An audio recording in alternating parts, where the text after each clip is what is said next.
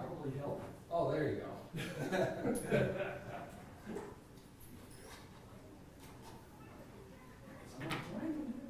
Oh, yeah. What tech support always asks, is your computer plugged in? Yeah. Right, yeah, about that. I did that one time at campaign headquarters. We had like 200 feet of DNC cord because we had to run the DeGeros out to the alley to get signal out of the building.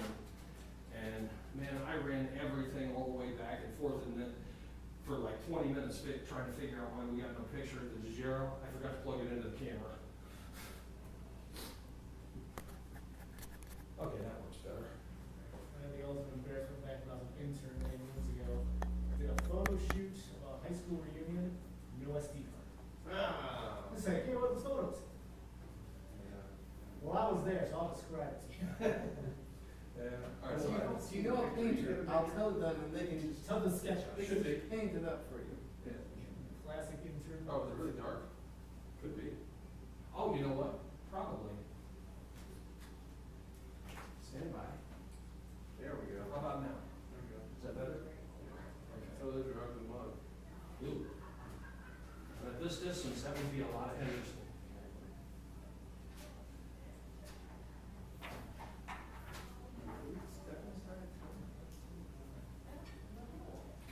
What's that? I said, we got to start at 10? I believe they said they were gonna aim. I think- They're gonna aim for 10. I think they just did that to see if we'd show up. I think I should put these mics off.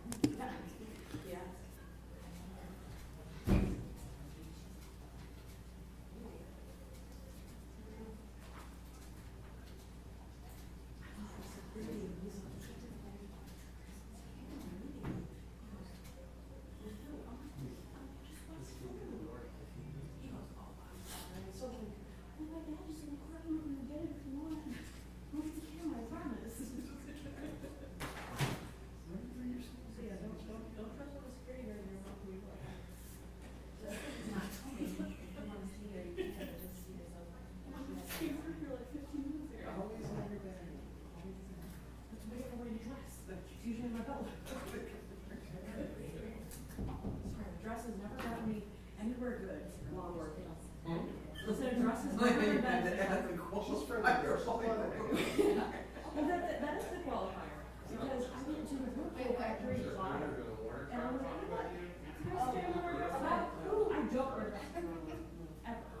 Like you said, it's a personal Well, cause problems at your I own couldn't go to the place. factory because I don't dress. I think God would probably Michael's make every day. like, I'm like, well, sorry, I'm a photog, I'm useless Yeah, here. I brought my, Oh, no. this is I how I go go. to the factory. Oh, that's I just. just have to brought my, I just plugged it in, I mean, Okay, so how does it make it bother you? at least all the data I wouldn't have thought about. So we should be okay if it don't get accepted. No, Let's see. I just said, They this say, is the reason that it started. oh, Well, computer. my badge Oh, yeah. is always on my belt. I got my So you record never here, forget. but it's always on my belt. So it's like a I walked into the It's store, a- like, it's a- oh, yes, now, you saw me go out, you saw me go out. I saw you go out. Contact with the trainer. I can go back and just can't bring it back. should get X's over. I said, it's a camera. over the M. Oh, you're He in goes, the. you can't bring it back here. I said, I need you. What do we got on college search? What's the Oh, I update? just walked through my big old bag. For a visit. He goes, oh, there's so many people who go after here.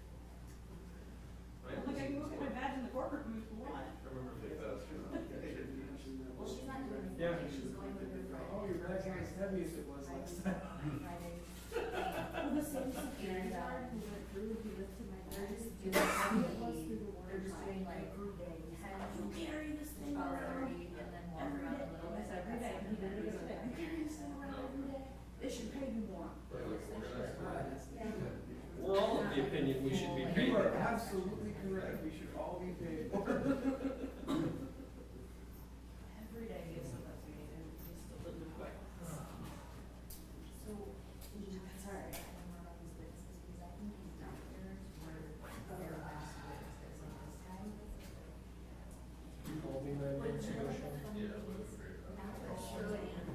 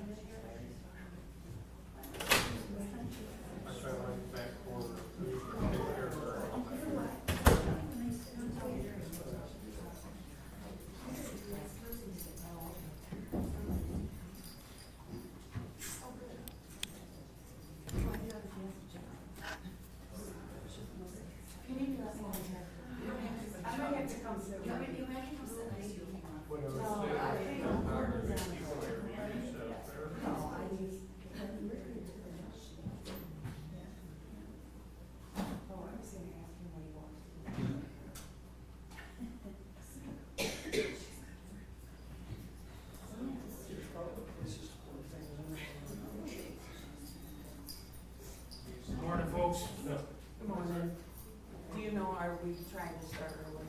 We're trying to. Okay, well, my daughter just asked, she's coming from the ISD, but she said she's fine. Okay. Every slow car between. That's not what she said.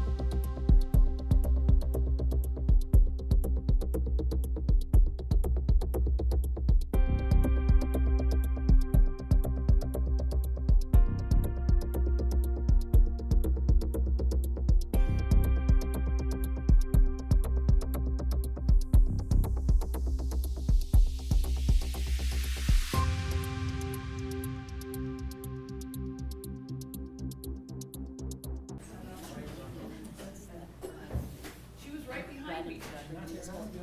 There she is.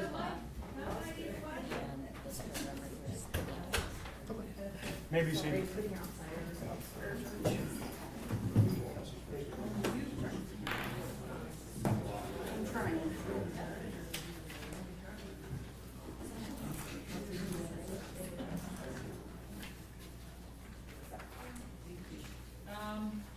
This is in the matter of Skelton 252286. Mr. Skelton? Okay. I would remind folks to turn your phones off or make sure your volume is turned down or you're on airplane mode, whatever you need to do so that we don't have Rhapsody in Blue playing in the middle of this event. I don't have anything that's no trust issues, just make sure we're both covered. I'm cool with that. Couple of housekeeping matters. I've been advised by the attorneys that they think that they will be able to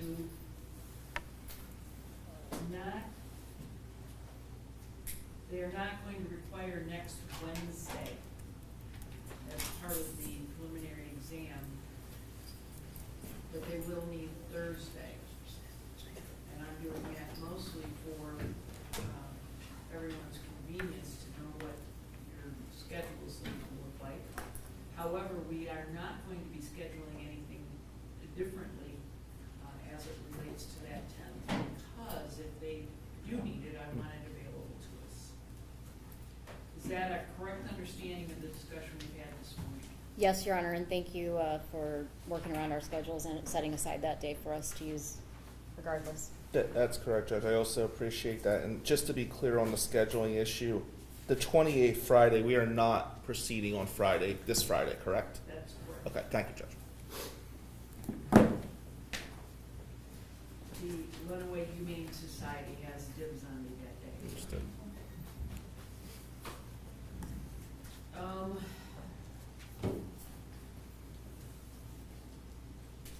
Are there any other housekeeping matters that we need to take up?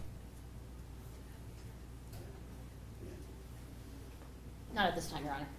Not from the fence, Judge. Thank you. All right, you may call your first witness.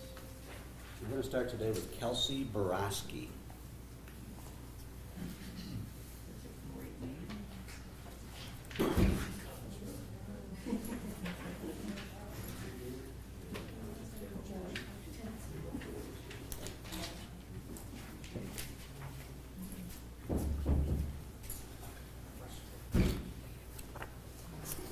Ms. Borowski? Yes. Please raise your right hand. Do you solemnly swear to tell the truth, the whole truth, but nothing but the truth, so help you God? Yes.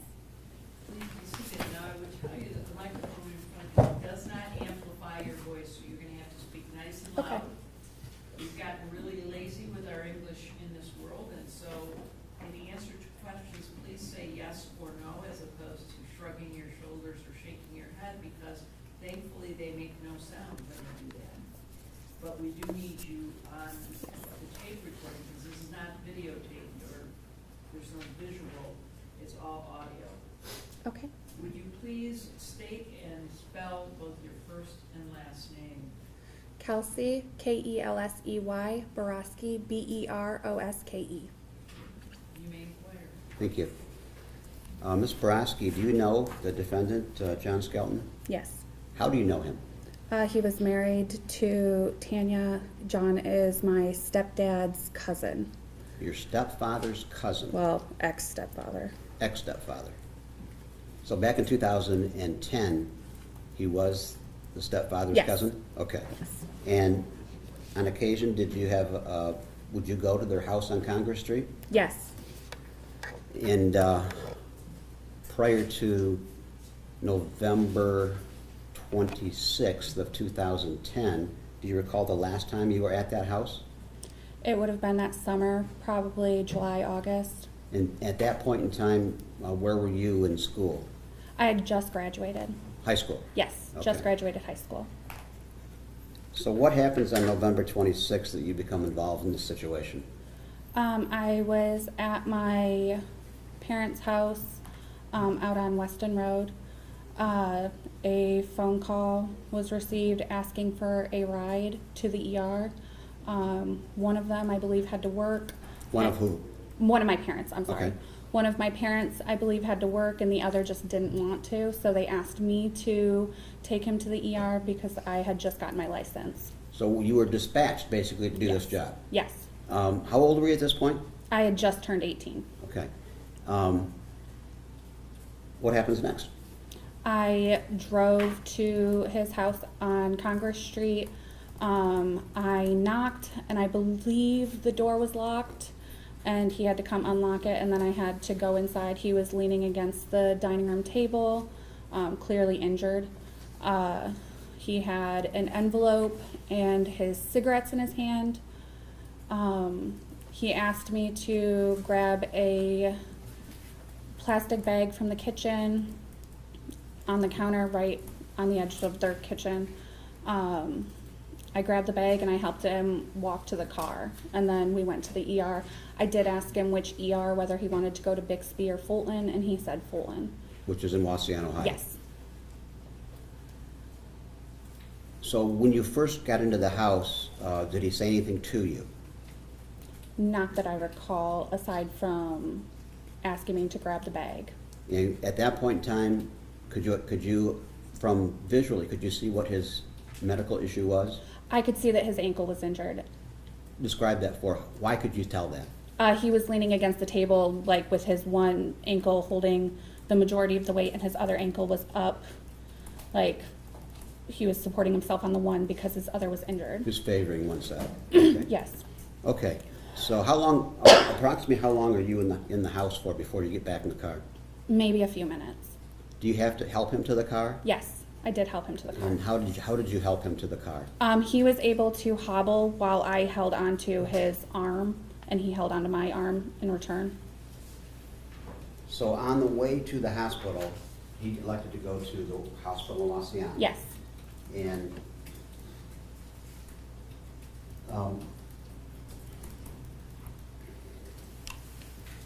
how long a drive is that from Mearnsey?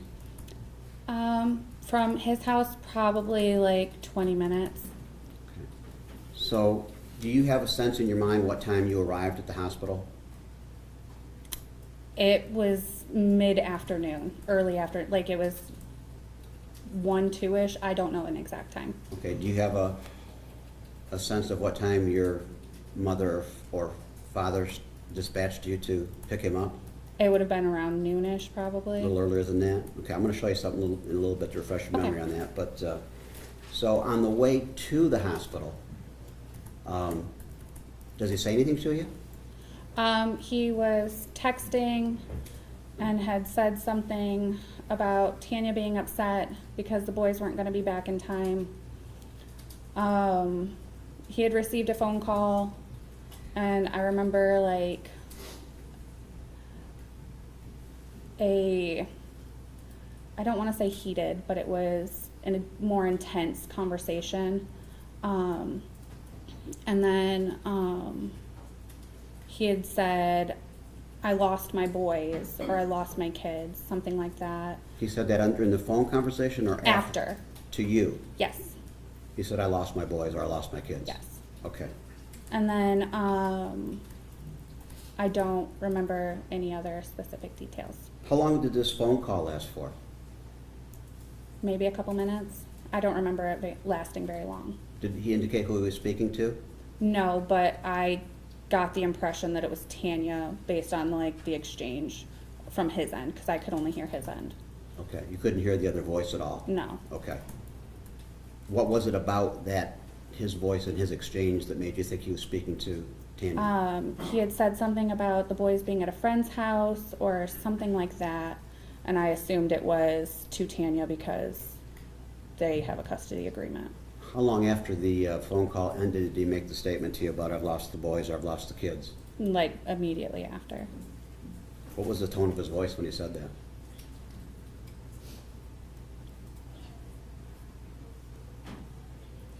I'm trying to think of the right descriptor.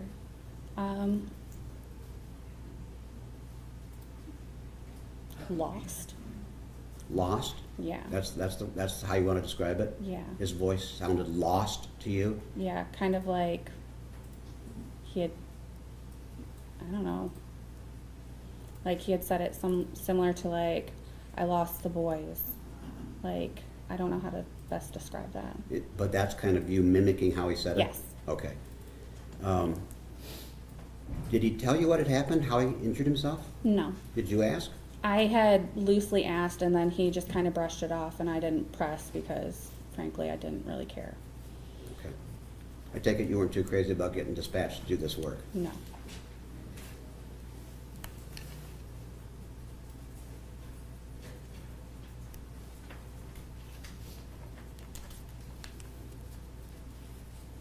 Anna, may I approach the witness?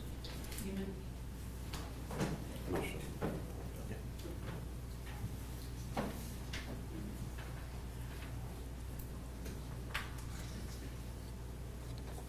This is the area, I want you to read the first 2-3 sentences, just to yourself.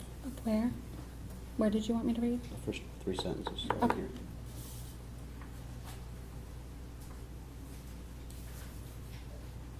Okay.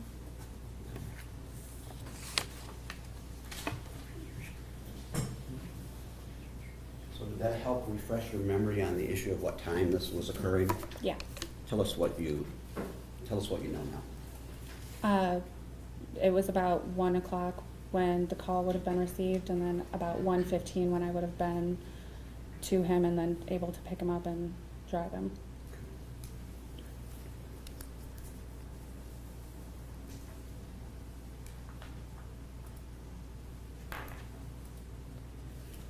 So you get to the hospital, what happens next? I had pulled up to the hospital. I'd asked him if he needed help, and I went in and I got the wheelchair. I wheeled it out. I helped him into the wheelchair, and I wheeled him inside. I asked if he wanted me to stay. He said no. And then I asked if he had anyone to pick him up, and he had said yes. And then I asked if he needed anything else, and he said no. And so I left.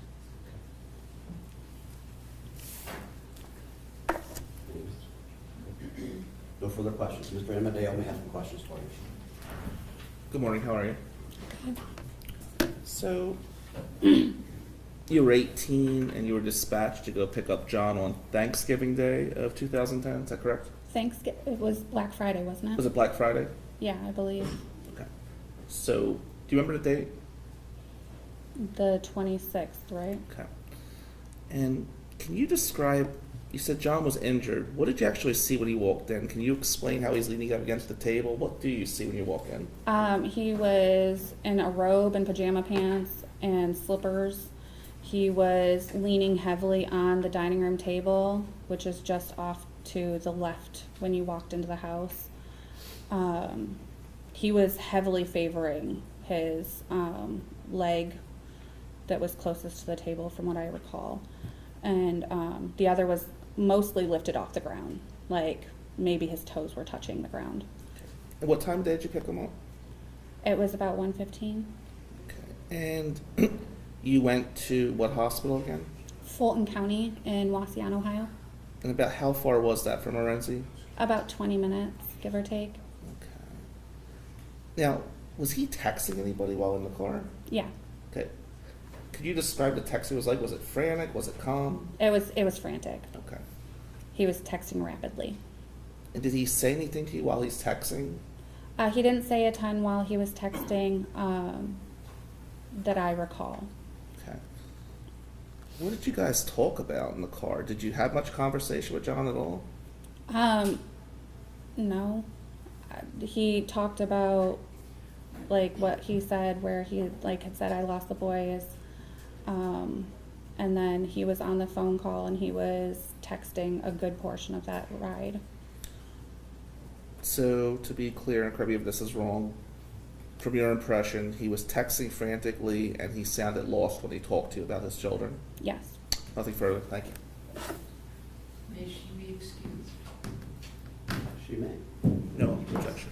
You may step down, you may remain in the courtroom if you wish. You may call your next witness.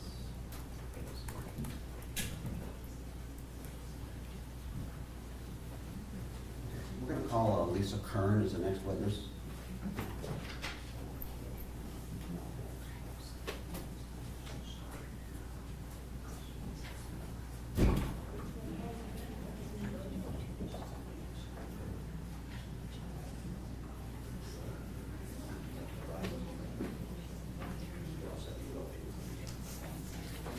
Please come right up here.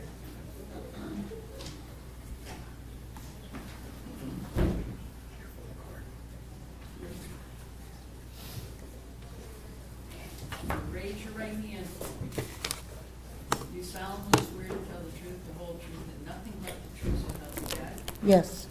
Please scoot right up to that microphone. Now, that does not amplify your voice, so it's gonna be really important that you speak your answers nice and loudly, as opposed to shrugging your shoulders or shaking your head, or uh-uhs and uh-hums, yeses and nos, because this is videotaped, not videotaped, it's audio taped only.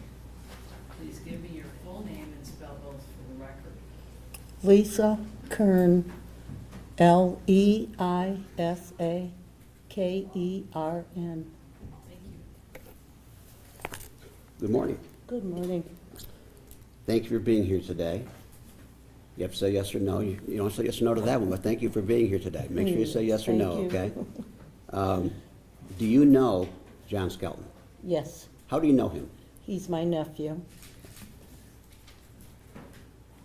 Explain that family tree for us. How is he your nephew? He's my oldest sister's son, Okay. And what is your oldest sister's name? Roxanne. And that would be John's mom. Yes,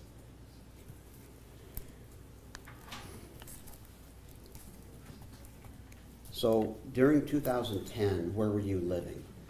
on White Pine Highway. Is that a Morenci mailing address? Yes, So that's just to the west of town, right? yes. And roughly how far is that away from where John and Tanya lived on Congress Street? I think about 3 miles, 4 miles. In that neighborhood with you at that time, who else was living in that direct vicinity of you? My brother lived across the road, and my nephew lived right beside them. Okay. So your brother's name is Richard Richard, last name? O'Brien. And was he married at that time? Yes, Was his wife living with him at that house in Yes. 2010? What is her name? Charlene. And you indicated that your nephew, be Richard's son, Yes, lived next door to him, again across the street and kind of sort of kitty corner from you? yes. Okay. What's his name? Brian. Last name is O'Brien? Yes. And in November of 2010, was anybody else living with him at that address? No. I can't recall. Did he have a girlfriend at that time? Yes. What was her name? What is her Renee. name? Renee? Did they subsequently become husband and wife? Yes.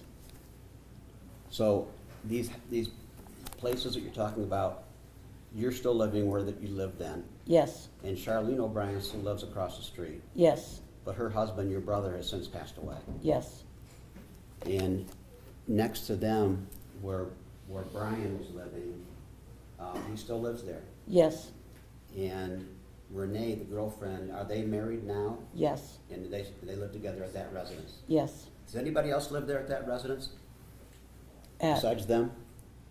Brian and Yes. Renee's? Yes. Yes, their youngest son, What is his name? Briley.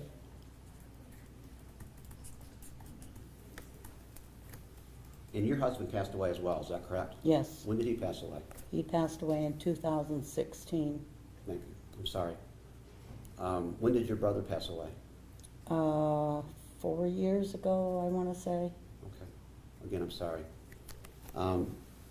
Back in the vicinity of November of 2010, were you aware that Mr. Skelton was going through a divorce with Tanya? Yes. If you recall, when did you first become aware of that? Oh, I really don't recall. I know they were having problems and they were separated. Go ahead. Probably 2, 3 weeks maybe, that I knew that they were having problems. Prior to the time that they were having these problems and separated, would they on occasion come to your house together? Yes, Would they bring the boys? yes. Tell us how often, what they would do when they arrived out there. Well, when I had the pool, when it was summer, they would swim in the pool, play around, but most times they went across the road because there was small kids over there and I didn't have any young kids. Okay, So there was more for them to do across the road. so they were playing over there. Yeah, Okay. Do you remember what kids they were playing with over there? Brian's little ones. Back in 2010, Brian had some younger children living there? Yeah, Brian had a house full, Okay. Do you remember how many kids were living there back then? 9, 9 kids plus Brian, yeah, and plus Renee. and Renee was living there then? Yes, In 2010? yes. Okay. So how often do you think that prior to the separation, how often would they come over? I'm not really sure. Like I say, most of the time they went across the road. Okay. They would stop occasionally at my house, but mostly across the road. So when he would come to your house, where would he park in your driveway?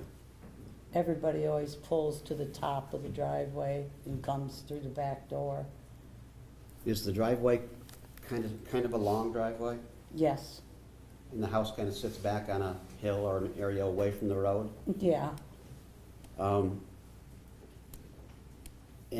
historically, traditionally, that's what John Skelton did? yeah, everybody comes through the back door. Okay. After the separation occurred, did they come out there, Tanya, John, and the boys at all? No, John would occasionally, Okay, would he bring the boys? yes, when he had them. Okay. If you know, from roughly mid-September to Thanksgiving time, how many times would John come out with the boys? Oh, I don't recall. Okay. But do you recall him bringing the boys out during that stretch of time at all? It's possible. Okay. It's been a long time. It's possible. Okay. Do you have an independent memory of any of that? No, like Okay. I say, they used to go across the road mainly because of the little kids, and it gave the boys somebody to play with. All right. Prior to Thanksgiving of 2010, do you have a recollection when you would have last spoken to John Skelton? Maybe three weeks, maybe. Okay. But that was when I went over, if he was at my brother's house, and I would walk across the road to go see him. Okay. Do you recall anything in particular that he said to you on that day? No, Okay. Did you have Thanksgiving meal celebration at your house that year? I think we went across the road to Charlie and Richard's for Thanksgiving. So Charlie is what you call Charlene? Yes, Okay. Do you know who was there that day for that Thanksgiving celebration? it would have been my husband, myself, Charlene and Richard, all of Brian's kids, Brian and Renee. There Okay. was always, the door was open for everybody. Was there any talk about John and the boys coming to Thanksgiving that year? I don't recall, I'm sure they were invited. Okay, did they appear that year for Thanksgiving? I don't think so. Okay. So moving forward from Thanksgiving of 2010 to the next day, so we're talking about the morning of the 26th. Do you have recollection of seeing John that day? There was one morning, I'm not sure which morning it was, but my husband and I were sitting having coffee, watching the news, and John came to the door. It was about 6:30, 6:45 that morning, and he came in and handed me a camcorder and a USB drive for a computer, and told me to hold it and I asked him if he wanted a cup of coffee, and he said no, the boys were in the van. And I said, well, go get the boys and bring them in and have a cup of coffee. He said, no, they're sleeping. So he left. Okay. Where did he park at? He was parked by the road. Not in his normal spot. No, he was at the end of the driveway at the road. Okay, you were saying this is, you thinking 6:30, 6:45 in the morning. Yes, I'm going to show you in a second something to help refresh your memory on the time and date and things of that nature. Did he say anything to you in particular about the camcorder, what you were to do with it? he told me to hold it, not to give it to anybody without a warrant. He used that phrase? Yes, Not to give it to anybody without a warrant. yes, Did he explain why? no. Did you keep it for him at that time? I took it, he left. Okay. How long was he in the house for on this event? Maybe 10 to 15 minutes, Okay. not long. So he said the boys were in the van, Yes, and did he say they were sleeping?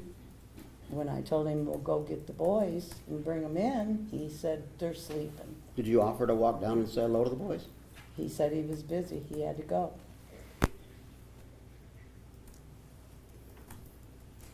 Did he say anything to you when he left? Bye, Aunt Lisa, love you. Did he say anything to his Uncle Tim? He told him, goodbye, Uncle Tim. Tell him he loved him too? Anybody hardly ever told Tim they loved him, other than the little kids. Adults, I think, are too proud for that. Okay.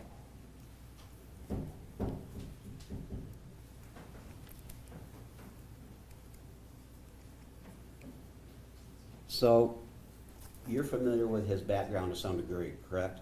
Yes, And there was a period of time when he wasn't living in Morenci. yes. When he wasn't living in Morenci, did you still have communications with him?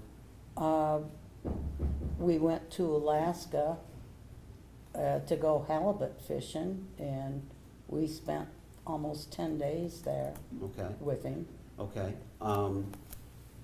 Where at in Alaska? Anchorage, And that was where he was living then? yes. Do you know approximately what year that was?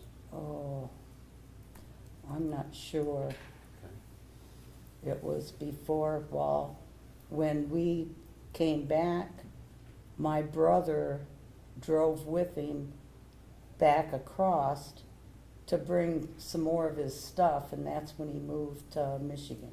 Okay, so back when you guys went to Alaska, who went to Alaska? Myself, my brother Richard, Charlene, and a friend of ours from Cub Lake, Do you remember that person's name? Bob Huff. Okay. Huff? Huff, Huff. Thank you. When you visited in Alaska, did you stay at John's home? Yes, for a couple of days. He was moving out of his apartment. It was an apartment. Yes. Okay. During that stretch of time, was he married? I think they were still married, but they had separated. This would have been his first wife, Yes, and her name was? Michelle. Okay. Did you know her? Yes, Okay. And did you know their daughter? yes, Katie, yes. Katie? Was Katie in Alaska when you were there? No,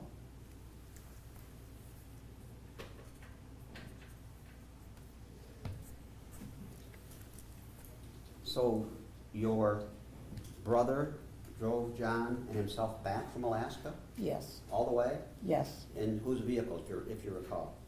John's. Okay. And was John relocating? Yes, he was moving to Michigan. And where did he move into initially when he came back to Michigan, or My came to nephew. Michigan? My nephew's. Brian's house, kind of Yes. across the street there? Yes, Okay.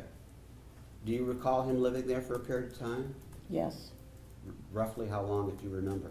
I'm not sure how long he was there. Okay. He was there with Katie.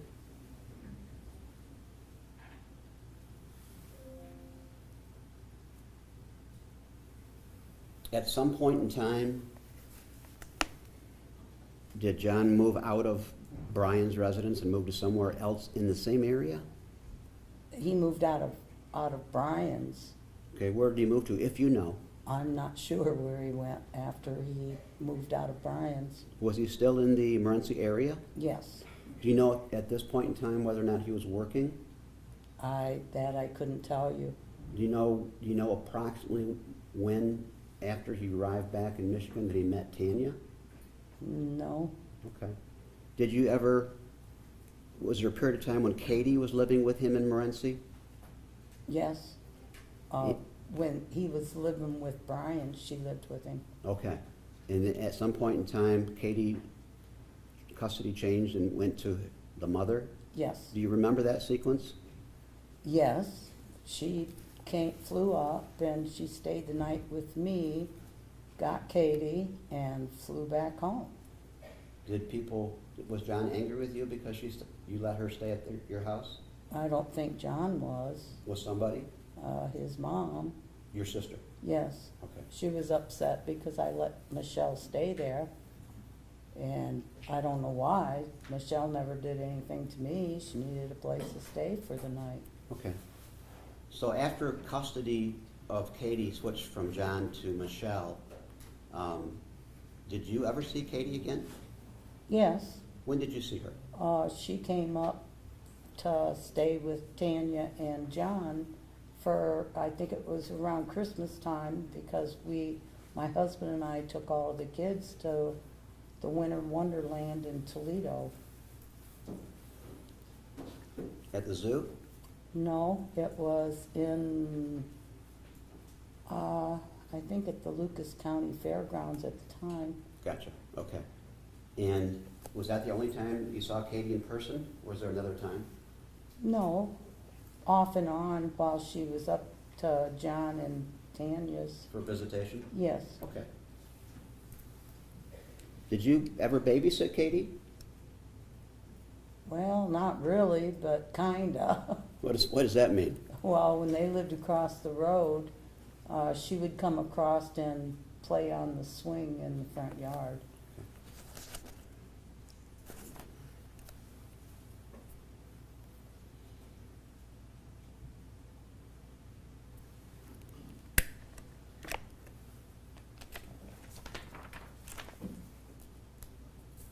You okay with me showing the report? Okay. Approach the witness, Your Honor. Okay, I'm going to show you the statement you gave to the FBI way back when, in November of 2010. And I'm going to ask you to read to yourself, not the whole thing, but just this area that I kind of blocked with my pen, okay? Okay.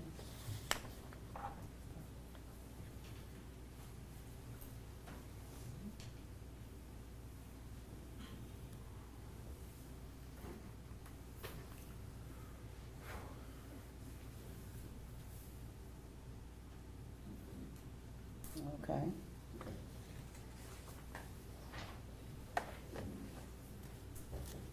So having read that, does that help you refresh your memory a bit as to the date and time of the visit we've been discussing?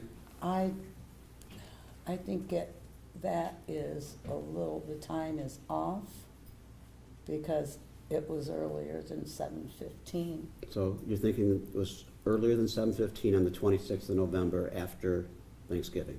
Yes, it was, well, it was still dark out. It was around 6:30, 6:45. Okay. Very good, thank you. I have no further questions this time. Morning. Good morning. How are you? Fine. So, you mentioned going to Alaska with John. What'd you guys do in Alaska? We went halibut fishing. And your brother drove John back from Alaska? Yes. How long of a trip was that? They got back before our plane landed when we got back. But they left the day before. Sounds like a hike. Now, Apparently, I wished I would have been in the truck with them, but it was fun. now you had a pool at your house, correct? Yes, And did John help fill the pool every year? He did 1 year. Okay. And Mr. Hartung showed you a police report. You think the police report was inaccurate on the time? Yes. Okay. All right. Now, what was your relationship like with John? He was my nephew. I mean, I loved him. I love him, but I didn't see him a whole lot when he was growing up because his dad was in the military. Okay. And we lived one state, they lived in California. We lived in another state, and they lived in Illinois. So we didn't really see much of one another when he was growing up. And Roxanne is his mother and your sister, correct? Yes. Do you get along with Roxanne? Yeah? Have you guys been in touch recently? No. Okay. Now, you said that the kids would hang across the road when they came to your house. Mhm. Okay, can you explain that? What was across the road? Was that like a playground area or anything? No, but there was a lot of kids over there, Okay. more toys. All I had was 2 little grandsons, and they didn't live close to me, so they weren't there all the time, but Brian's little kids were always there. Now, you mentioned a camcorder that was dropped off on the 26th. Is that correct? Yes? Okay, did you ever look what was in the contents of the camcorder? No, I didn't. Did the police ever get the camcorder? Yes. Okay. Do you know how the police did? Did they come to your house requesting it? No, the day after, my husband and I were gone. Okay. And I think we went to our friend's house in Toledo. And we got back early evening, and my sister-in-law had come over and asked if I'd seen the boys. I said no. And she said, well, they're missing. And I said, oh my God. And I said, well, he was just here. He gave me a camcorder and the USB. She said, well, we need to take it up to the police department. And I said, I'm not going anywhere right now. And she said, I'll take it. So she took it up to Chief Weeks. Now, did the children hang at your house much? Pardon me? Did the children hang with your house often when they were growing up? The John's kids? Yeah. They would come over occasionally, yeah. And did you get to witness John interact with his boys? Yeah. What kind of father do you think John was? Well, he was a loving father. He was the boys were happy with him. He played with them. Did you ever see John abuse his children in any way? No. Did you ever see him raise his voice in any way? If they'd start doing something bad, he'd tell them to knock it off, but Do you ever get physical with them? no. Would it be fair to say you described him as a loving father that truly loved his children? Yeah. Thank you. Nothing further, ma'am. Any redirect?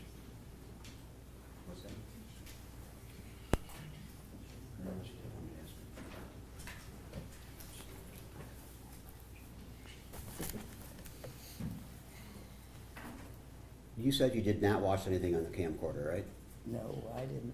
Did your husband? I don't know. Okay. And did Mr. Skelton explain to you at all why a warrant would be needed to get those things from you? No, You didn't wait for a warrant. no. When you found out that the boys were missing, you turned those over to Charlene, Yes. and she took them to the police? Yes. When do you recall yourself individually? When was the last time you saw the boys alive?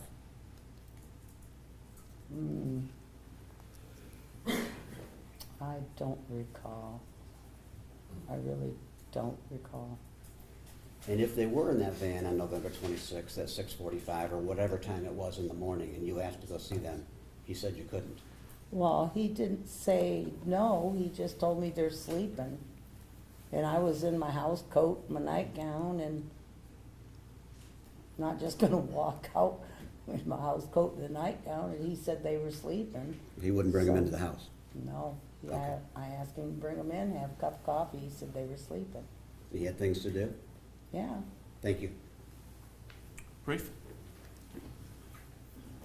Do you have any reason to believe John would want to hurt his children? no, Thank you.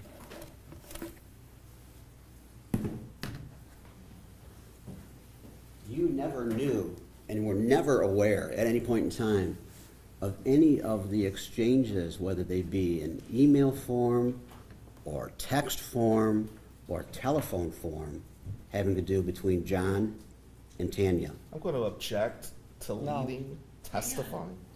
No, I don't know that it's leading. It's not leading at all. Leading. The Were an- you aware? Okay, how about this commentary? Yesterday there was an objection. I was making commentary. He literally provided everything he wants her to say.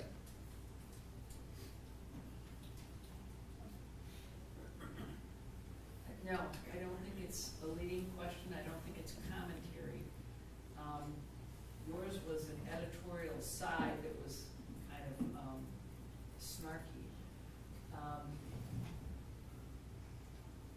This is a question about specifically whether she had any knowledge of any of those things going between Tanya and John. I don't see it as leading, I'm going to allow the question and the answer.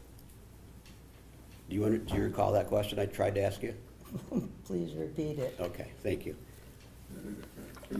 Leading up to the boys becoming missing on November 26th of 2010, were you aware of any of the messages, phone calls, texts, emails, any of the exchanges between John and Tanya on November 25th, November 26th? No. No further questions. Nothing from me. Thanks. You may step down, may she be excused. Yes, you may. No objection. You may be excused, you may call your next witness. The people would call Christine Hawker.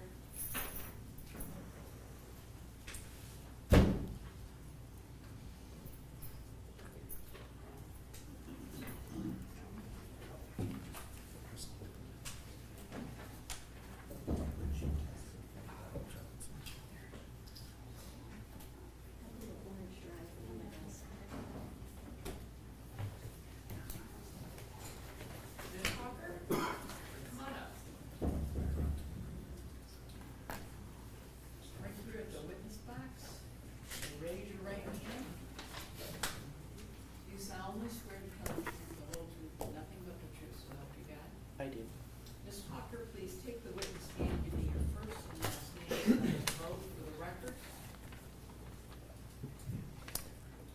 First and last name, Chris Hawker. Spelled and called. Oh, I'm sorry. CHRISHAWKER. Ms. Hawker, this is being audio taped, but not videotaped, so it's going to be very important that you use yes, no's, as opposed to shrugging your head, or shrugging your shoulders, shaking your head, or and because those are really hard to transcribe either as a yes or a no. If you'll scoot right up, that will help us catch your testimony on the audio tape. It will not amplify your voice, so you'll need to speak nicely. All right? Yes. You may inquire. Good morning, Ms. Hawker. Good morning. Where were you living at in 2010? We were living in Napoleon, Michigan.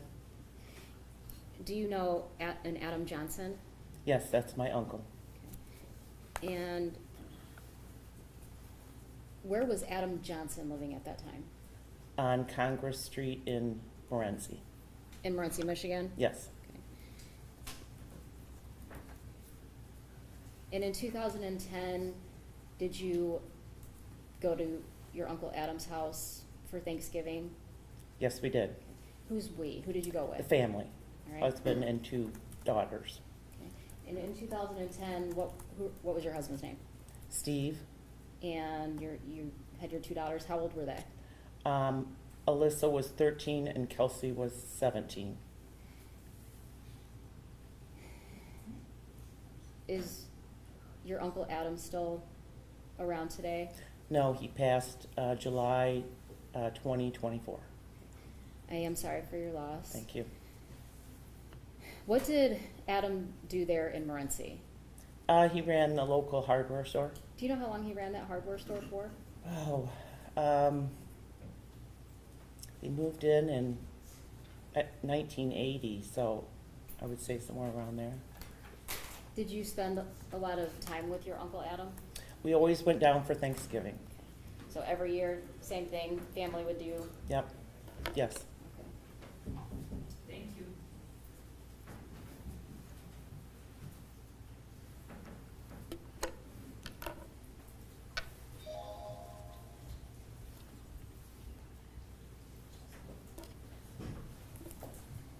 That particular Thanksgiving in 2010, do you recall what time you got to Adam's house?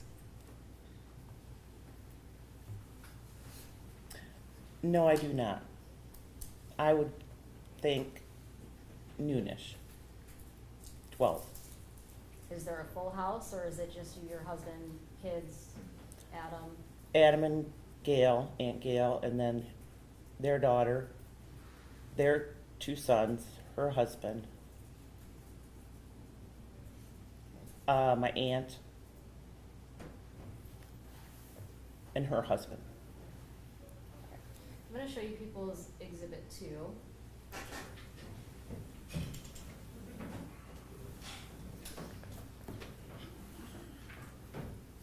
Do you see your uncle's house where he was living on Congress Street at that time? Yes, it's the one on the left, the Okay, taller. So this photograph, there's a house on the far left, a house directly next to it, and then you can see a garage carport and maybe a portion of another house. Is that accurate? Correct. And the house that was your Uncle Adam's is the one that's closest to you in this photograph? Yes. Okay. So you guys sit down to have dinner. Do you notice anything going on outside? Yes, it was right before dinner. Do you know what time you ate dinner? Between 2 and 2:30, we were sitting down. What do you notice? Everyone was getting the food on the table, and I was cleaning up the appetizer table, which is right by the windows of their kitchen. Okay, I'm gonna have you stand up and don't say anything when you're up, just point to the windows that you're referring to.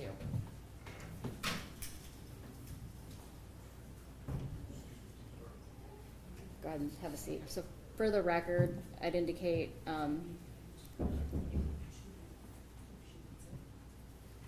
do have a point B. If she- oh, perfect, perfect. And I use the term advisedly, yes. I keep forgetting to bring my pointer down, I apologize. So for the record, I'd indicate she's pointing on the west side of the house, the second set of windows furthest away from the street. Is that? correct Is that- representation? Yes. I'll stipulate that, Judge. Okay. So you're cleaning up the appetizers, is that what you said? Yeah. Okay, Yes. and then what? I noticed 2 boys jumping off of a wood structure, which was in the Skelton yard. And my mother instinct kind of kicked in that they really shouldn't have been doing that. It had rained that day and it was cold, and they were dressed in just hooded sweatshirts. Okay. So it was raining at the time, or it had rained prior? It to- had rained that day and it was colder. All right, so sweatshirts, no jackets, Yes. and I'm gonna have you look at People's Exhibit 5. Do you recognize that?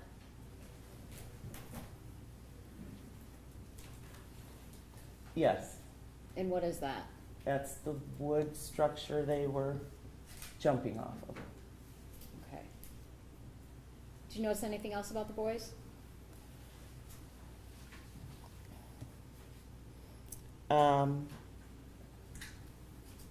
No, nothing. They were just kept climbing up and jumping off. Okay. And you indicated that you only saw 2 boys in the backyard. Do you know who the boys were? I had never met the boys, but my uncle was in the kitchen at the time, and I said something to him, and he came over and identified the boys. Okay, and so is he watching this? Is he standing at the window with you at the time they were jumping off this platform? Yes, Okay, and who did he identify those boys as? Andrew and Alexander. Okay.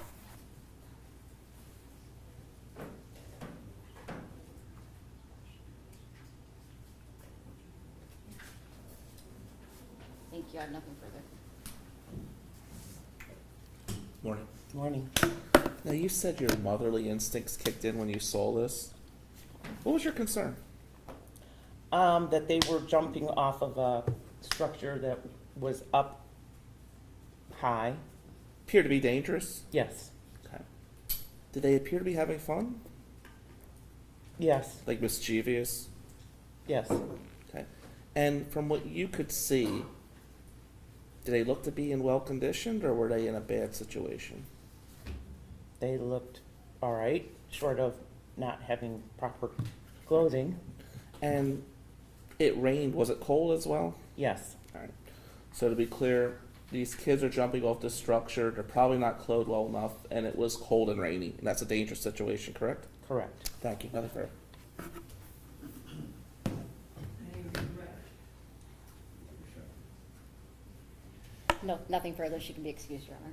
May she be excused, Mr. Amadeo? No objection, Judge. You may step down, you may stay in the courtroom if you wish, but we're off. Thank you.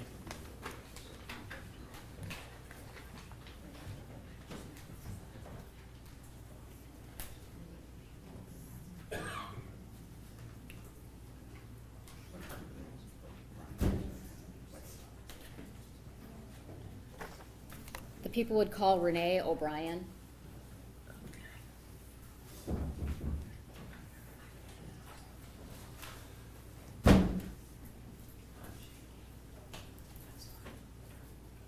Ms. O'Brien, if you'll come right up here to the witness stand.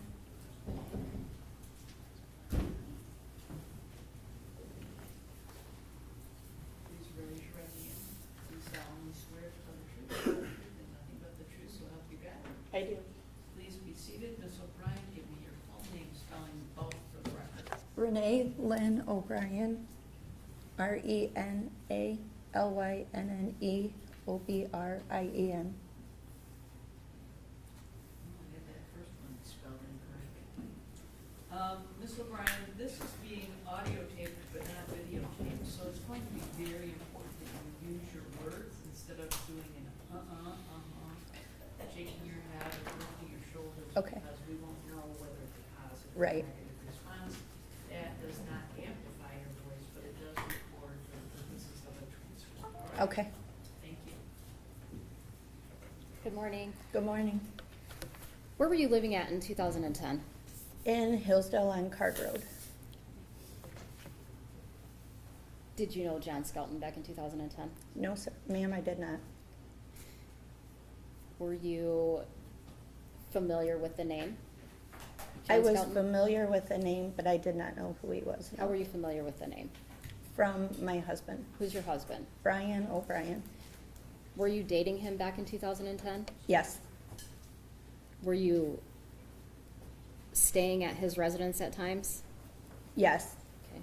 And I don't want the address, but can you just give me the area that that was located at where Brian was living? White Pine Highway out in Morenci. Okay. Where were you working in 2010? At the time, it was called Magnum Healthcare on Sand Creek Highway here in Adrian. What were your hours like? I worked normally 2:30 in the morning till 6:30 at night.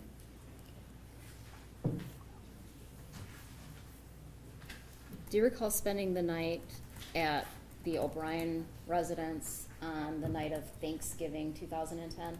Yes, Did you have to work that following morning? yes, I did. What time did you have to be into work? I had to be on the floor by 2:30 a.m.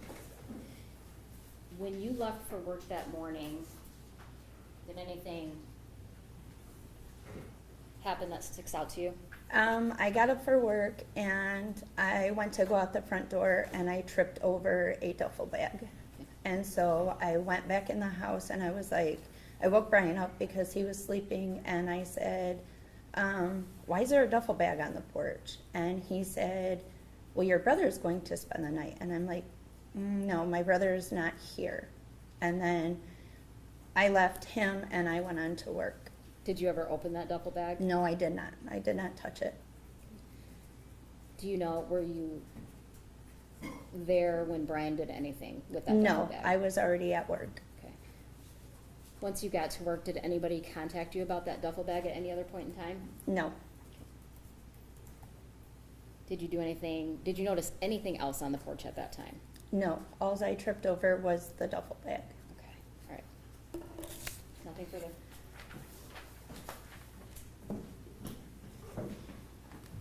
Examination. You never met John in your life? No. Okay. How many days a week did you work? It sounds like a crazy schedule. It's healthcare, so sometimes I would work 5, sometimes I would work 6. Okay. Nothing further. Thank you. You're welcome.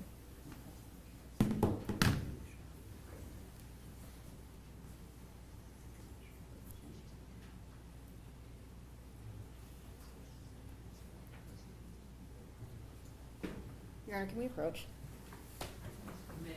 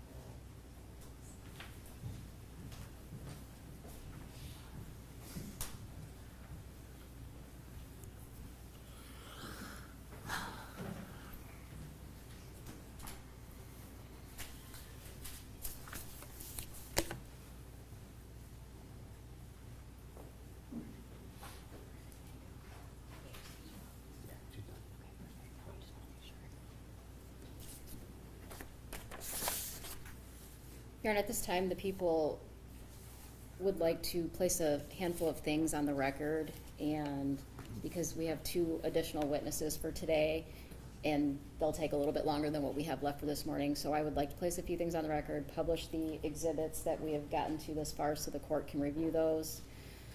And I also believe, Mr. Amadeo, we have stipulated to People's Exhibit 66, which is lab record number 8. And we are just going to read a portion of that into the record, if I could do that at this time. I have no objection. I've reviewed the lab report, Judge. I do know that Prosecutor Wise is going to read only a portion, but we're in possession of the entirety of it. Okay, just one moment.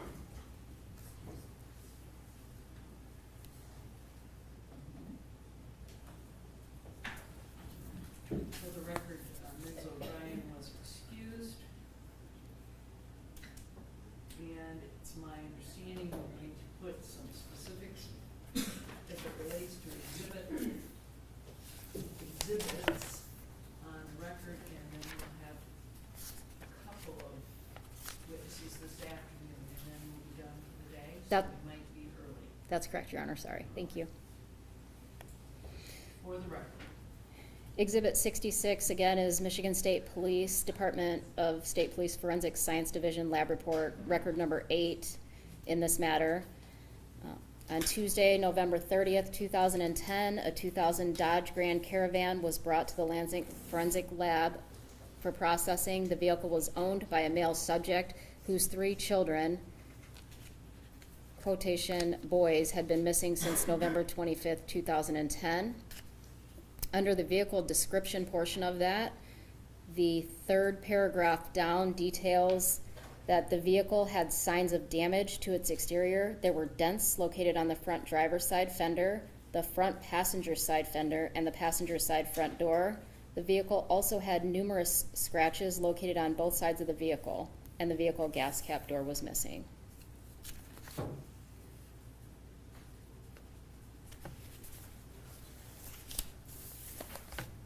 Any objection? No, Judge, no.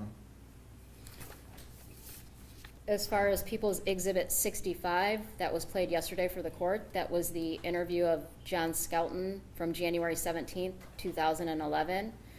There were a number of clips on that video, and the people played the first full hour of the first clip. The next clip was only approximately 1 minute long before they needed to take a break during that interview. The third clip was played from approximately the 1500 hour mark to 15:53 and 20 seconds by stipulation of the parties. I concur with that, Judge. And the specific exhibits I would like to publish to the court for review today are Exhibits 17 through 24, Exhibit 65 and 66, and Exhibit 5. And Your Honor, I've reviewed, I'm in electronic possession of everything, and I'm stipulating to all of them.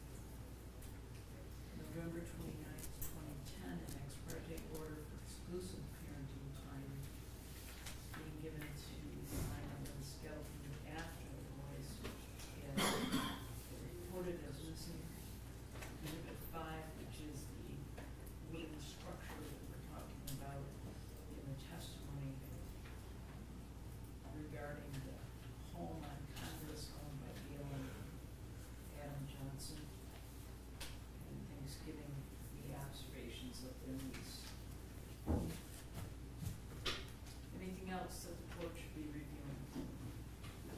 Not at this time, Your Honor. Nothing from the defense, thank you. Recess, we'll be back at 1:15. Thank you, Your Honor. Yes, Your Honor, thank you. All rise, please.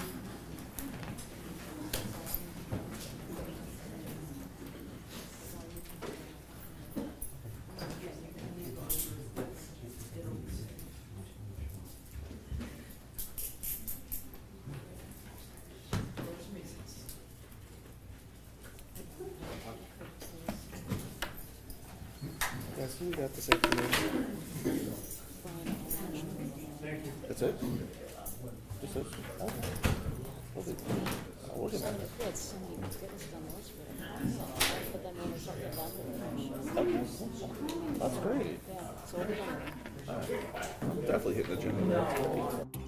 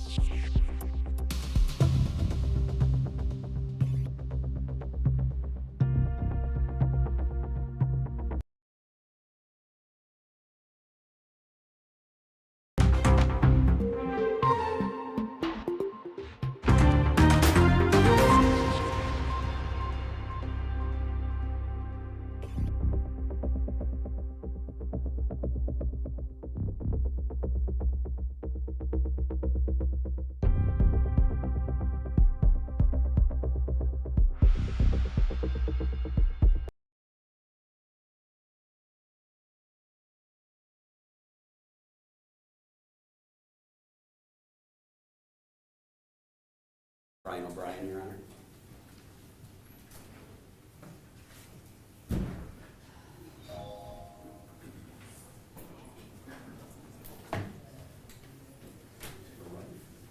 Mr. O'Brien, would you please come right up here?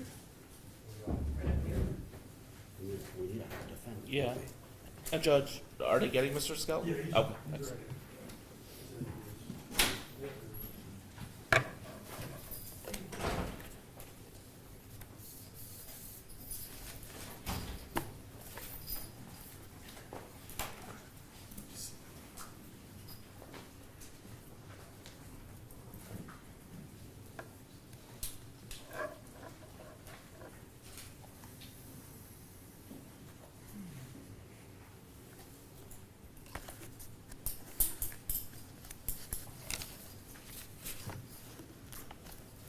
O'Brien, please raise your right hand. Do you solemnly swear or affirm that the information you are about to answer for the prosecution and defense will be the truth, the best of your knowledge? I do. Mr. O'Brien, please give me your full name and spell both first and last. Brian O'Brien, Brian Obrien. Mr. O'Brien, this is being audio recorded, not video recorded. So it's very important that you use your voice to answer, because if you nod your head or shrug your shoulders, or even say, it's really hard to know what you're saying and what your intent is. So yes or no would be really helpful. And we'll try and remind you of it. No problem, all right? Okay. Mr. Hartung? Thank you, Your Honor. Mr. O'Brien, do you know John Skelton? I do. How long have you known him for, approximately? Basically my whole life. Okay. And what is your relationship with him? Cousins, Okay. So you live in the, is it White Plain, White Pine. White Pine Highway or road area? Yes. And back in 2010, who was all living in this area? John, Tanya, the boys, mom, dad, aunt and uncle. Was Tanya living on the White Pine Road Oh, area? no. Oh, I'm sorry. Let's- No, let's- just my family. Okay. And by your family, you mean yourself, your mom, your dad? Yes. What are their names? Richard and Charlene. And you live right next to each other? Yes. And who lived across the street? My aunt Lisa and Uncle Tim. Okay. So, was anybody else living at your residence in 2010 in November, besides yourself? No. Was Renee there part of the time? She was there a couple days a week. Okay, Renee was your what in 2010? Girlfriend. Okay, and you subsequently got married. Yes. What year? December of 2010. For the purpose of the record, he's in deep trouble. Sorry. From the gallery, his wife has responded, and unfortunately, I couldn't hear that, Mr. Hartung. Renee? What's that? What date was it? December of 2010, December 31st. There you go. New Year's Eve wedding. New Year's Eve wedding? Do you recall that? Or I guess we can understand why you wouldn't recall that now, New Year's Eve, right? We got married down in Florida on the beach. Okay, all right. I think you remember the day, just not the year. Yes. Good answer, right? Yes. Back in 2010,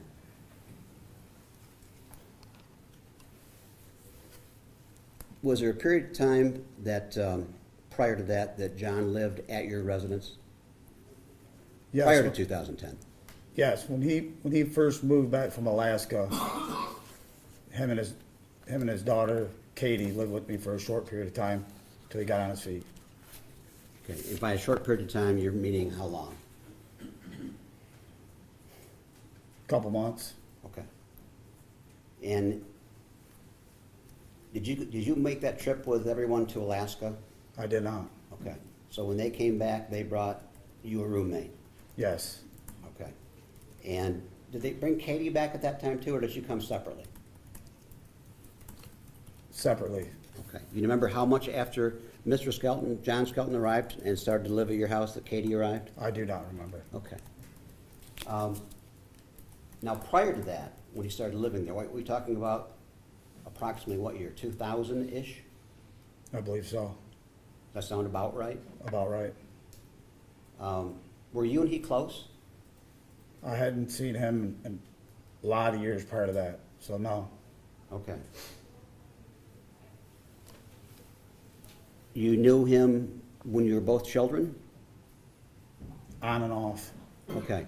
And how old are you now? 46. Okay.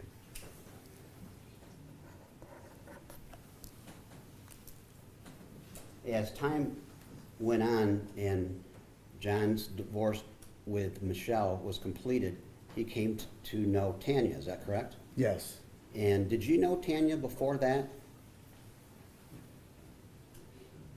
I mean, I'd known of her just because we lived in a small town in Morenci, but as far as just, I didn't know her personally. So you didn't introduce him or anything like that? No. Okay. So when they started to go out and date together, did they on occasion come to your home? Not my home specifically, but my parents' home next door. Right next door? Yes. Okay. How often would you see them on socially in that regards?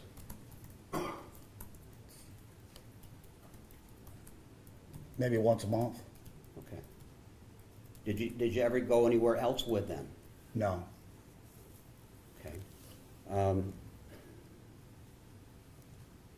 As their children were born, did they come out to that area more often or less often?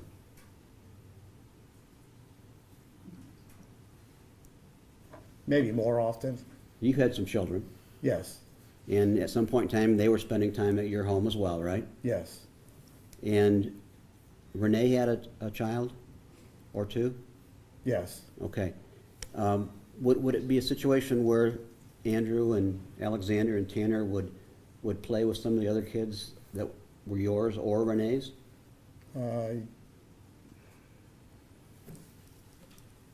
Yes, I believe so. Okay. What would they do? We live on an orchard out there, so they're just outside playing. Okay.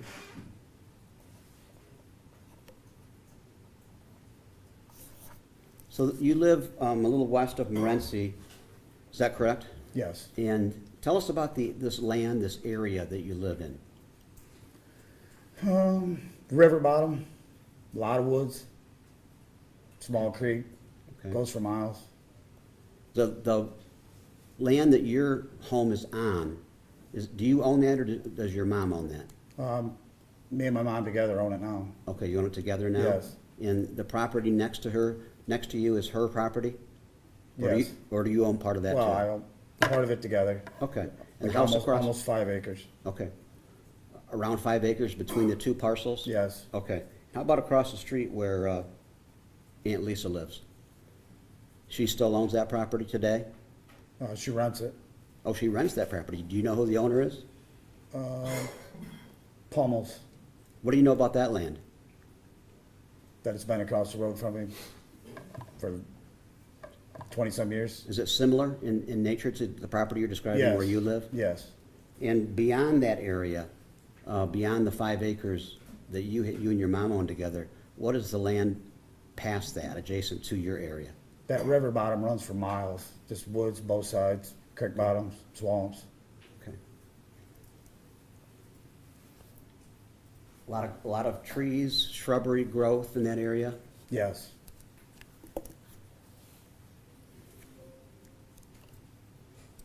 After John moved out of your residence back in the day, I guess is the way to put it, perhaps, do you know where he moved to? I do not. Okay. Between the time that prior to the November 2010 incident, moving back from Thanksgiving, when was the last time you would have actually spoken to him? Moving backwards from that? I don't remember. It would have been a while before that. Okay. Months, years? Months. So it would have been sometime in 2010. Yeah. Do you know why you got together and talked to him on that day? Or was it just random?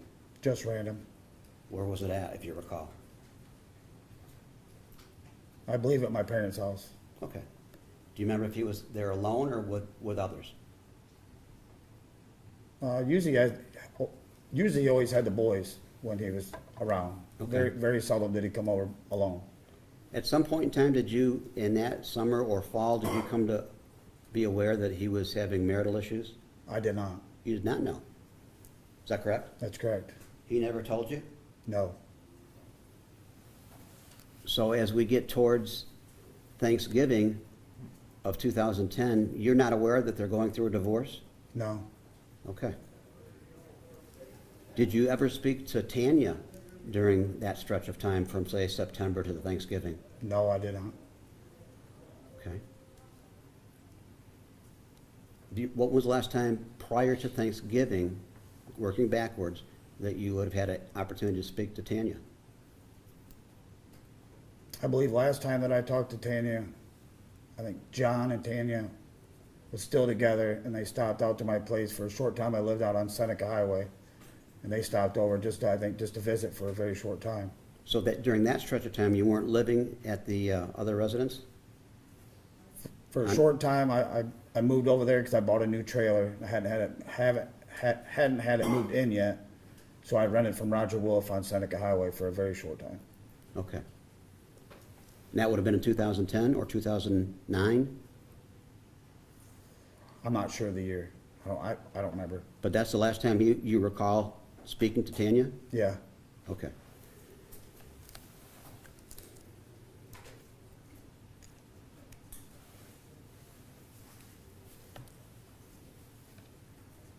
Did you ever do anything with John, like fishing, hunting, bowling, anything, any activities at all? Never.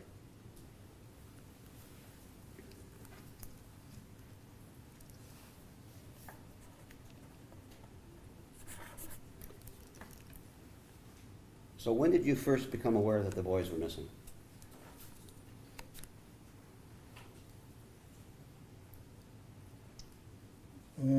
I can't really remember that either, other than the morning when I found the bag on my porch. Okay, the bag that Renee ran into? The army duffel bag, yes. Okay. Were you home on that occasion? Yes. Do you recall what time it was that she alerted you to this? I believe she went to work at like 2:30, maybe 3 in the morning, somewhere along them lines, because she worked a weird shift.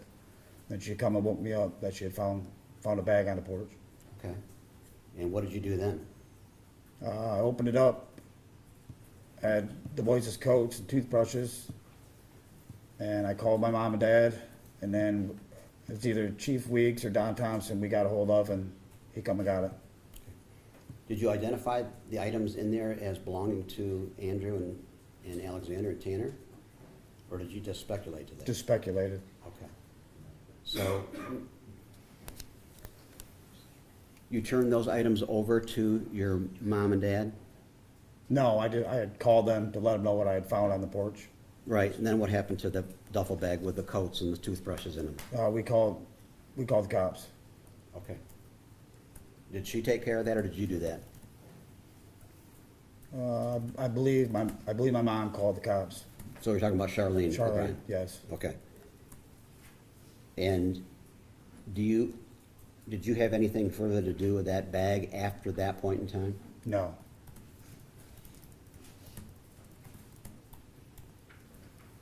So as you became aware that the boys were missing, were there searches being put together to look for them? Absolutely, yes. Were you involved in that? Yes. Tell us of your involvement in those searches. We searched for miles around the Morenci area, all the river bottom area around my house, behind my house, across the road from my house, over by State Line Farms. We searched for days. And you were directly involved? I wasn't a director of it, by no means, but I'm a local guy that's coon hunted and hunted every woods, might as well say, in southern Lenawee County, so I did my part by helping it the best I could. And you were very familiar with some of that topography, some of the land? Absolutely. Okay. And for how many days did you participate yourself? How many separate days? Too many to count, Hours at a time? absolutely. And as you were doing these searches, how many other people would be involved in these searches with you? There was times we had 30, 40, 50 people. Devoting their hours to look for Andrew, Alexander, and Tanner. Yes.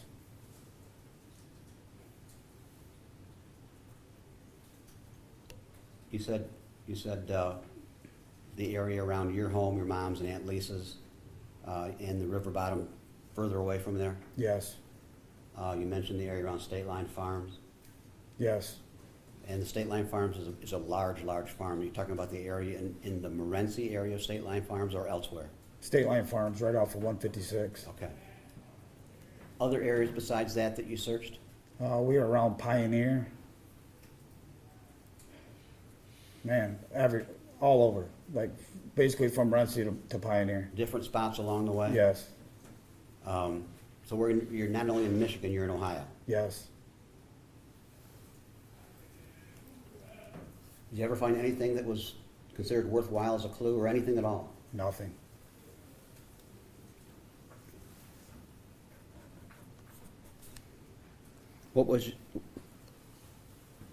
When were those searches called off eventually, if you recall? I don't recall. Was it a good week or two later? It was definitely later. There was people that even showed up months later and still had their own little searches going. Okay. Did you participate in any of those? I did not at that time. Okay. Do you know, if you know, I'll strike that.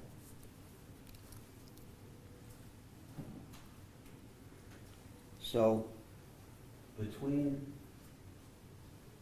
the end of the searches, following the searches for you ending anyway, did at some point in time you have a chance to talk directly with Mr. Skelton? I went down to Lucas County Jail to try to talk to him to see if I could get any kind of information to find out where the boys is at. Figuring since I was family that he would have something to say, but it was a big no. Did he, how was that set up for you to go down there? Do you recall? I don't recall. And when you met with Mr. Skelton at the Lucas County Jail, how did you meet him? Did you sit across from a table, or were you on the phone with him, closed circuit TV? How was it done? Across from the table. So you were very close to him? Yes. Okay. And what, if anything, did he say about where the boys were? That he gave them away and he didn't remember to who. You didn't remember who he gave them to? No. But he gave them away. Yeah. Did he say why he gave them away? To you? No.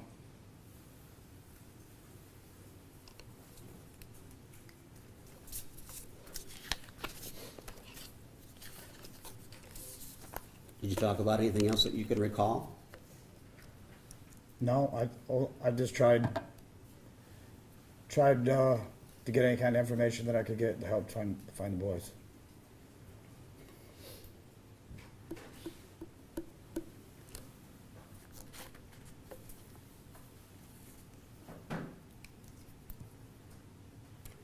Did he indicate at all where he thought they might be?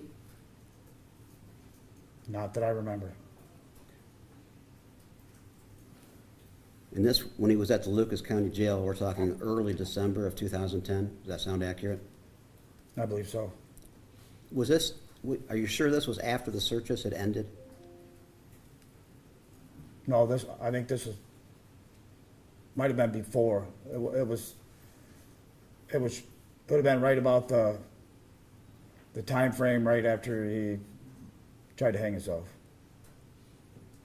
Okay, so were the searches for the boys still going on in the community then? If you recall? I don't think the searchers ever stopped being.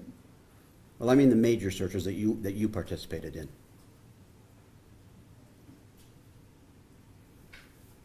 I don't recall. Do you recall whether or not you told Mr. Skelton that you'd been searching for his boys? I did not. Anything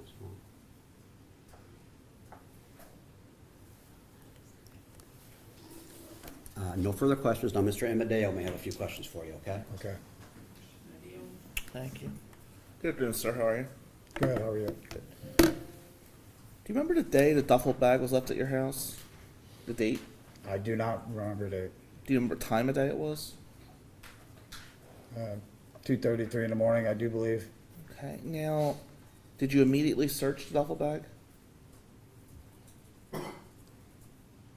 I don't recall if I searched it at 3 in the morning or not. But you did eventually search it, correct? Well, I wouldn't say search it. I opened it up. Okay. What did you see when you opened it up? 3 little kids' coats Okay. and 3 toothbrushes. Is there blood or any damage to the clothing? I never took them out. Okay. And you called the police immediately? Yes. Okay. Did the police interview you? No. Have the police ever interviewed you? Yes. Okay. What was the contents of those interviews, do you remember? And do you remember when they occurred? I don't remember exact date. Okay. What did you guys talk about when the police interviewed you?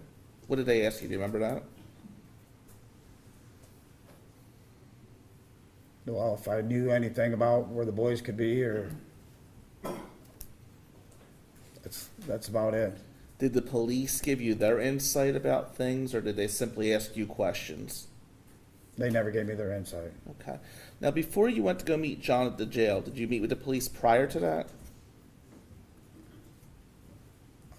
I believe the police or the investigators, the one that worked with me to go down to see if I could talk to John to try to get some whereabouts of what happened to the boys or where the boys was at. Or Okay. So I want to be really clear on this. Before you went to the jail, did the investigators ask you to do so? Did they coordinate the trip for you? I believe so. Okay. So in essence, you were working for the police to try to get information, correct? No, I was working for the boys, At the request of the police? per request of our family. Okay. Did your family all believe that John was guilty? Your Honor, object to the question as an inappropriate question at this stage. Well, he said he was at the bequest of the family. I think it's a fair question. Sure. Did your family want you to gather information from John? Well, absolutely. And did your family believe that John was behind this? He's the last one that had the boys, so yes. Did he ever confess to hurting his boys? No. Did you see him with his boys regularly? When I seen John, he had his boys. And do you have children yourself? Between me and the wife, we have 10. Okay. So you know a lot about parenting, correct? Yeah. Did John appear to love his children? Yeah? Did you ever see him abuse his children? No? Did you ever see him do anything off color with his children? No? Did he appear like a loving father? I'd say yes. How did you see him interact with Tanya, his wife? Yes? What were those interactions like? How would you describe them? I thought they seemed like any other normal couple when they were together. Did he appear to love Tanya? Yeah? Now, you were familiar with the area you were searching, correct? Yes? And what do you say? How many people do you think were searching? Did you say up to 50 possibly at one time? Yeah? How long did those searches occur, if you know? When did they start and finish, to the best of your knowledge? I know you said they were really stopped. When were the heavy searches occurring, if you remember? As soon as everybody figured out that the boys were missing. And did the people that were searching have similar knowledge to you of the area? Did they know the area well? A lot of them did. Some people had no idea. Did you find anything on those searches that would lead to my client being guilty of a crime? No? Any important evidence that was provided to the police during any of those searches? No. Nothing further this time, thank you.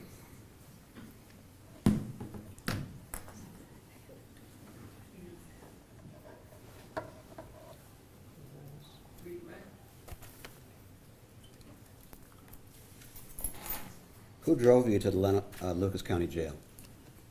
Jennifer, at the time, would have been O'Brien. And who is she to you? Well, she was married to my cousin, Back in 2010? yes. Okay. When I asked you questions earlier, you believed that your mom called the police about the duffel bag, but when Mr. Amadale asked you the question, you indicated that you called the police. Were you referring to, like, as you as in your family, or did, As family. so do you believe your mom called the police or dad? It would have been my mom if, Okay. So Mr. Amadeo asked you if these searches revealed any information that might link Mr. Skelton to any crime against his children. You recall that question? yes, The items that you recovered on the porch were 3 young boys' coats and 3 toothbrushes, right? yes. I have no further questions. In that duffel bag, sir, was there also a pair of black overalls that was for an adult? Not sure. Thank you. Nothing further. May you be excused. Yes. No objection. You may step down, you may leave the building, or you may stay if you wish. You may call your next witness. The people would call Charlene O'Brien.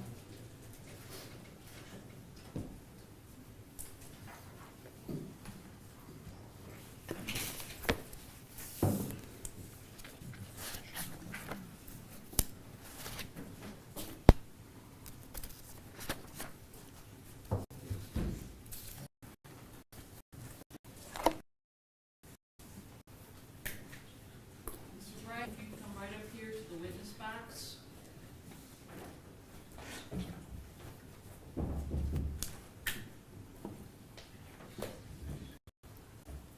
Please raise your right hand. Solemnly swear to tell the truth, the whole truth, and nothing but the truth, so help you God.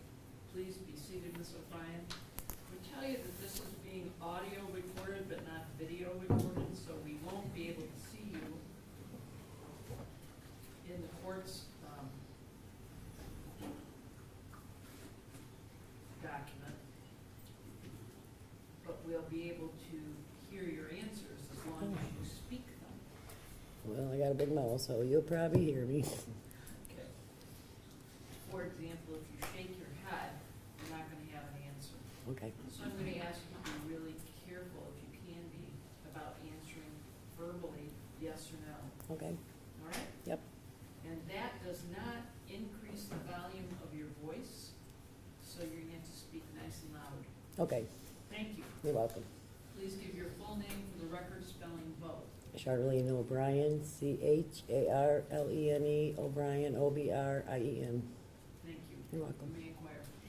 Believe it or not, Miss O'Brien, I can hardly hear you, and I know it's because I got air blasting from the Okay. side, so I'm gonna I'll ask you try to to be talk. louder. Thank you. Okay. We just heard a lot of testimony about the O'Brien clan, for lack of a better term, living out on White Pine Highway out there in Morenci. And would you be a member of that group Yeah, I own living the out there? property. Okay, you own property out there? Yes, ma'am. Okay, and your son is Brian O'Brien, is that correct? Correct. All right. In 2010, who was living in your home with you? My husband, he's passed. I'm sorry to hear that. Prior to 2010, well, strike that. Did you know John Skelton? Yes. How did you know John Skelton? Family, my husband.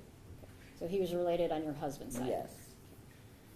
And would your husband have been related to John's mom? Sister. That would be his sister? Yes. All right.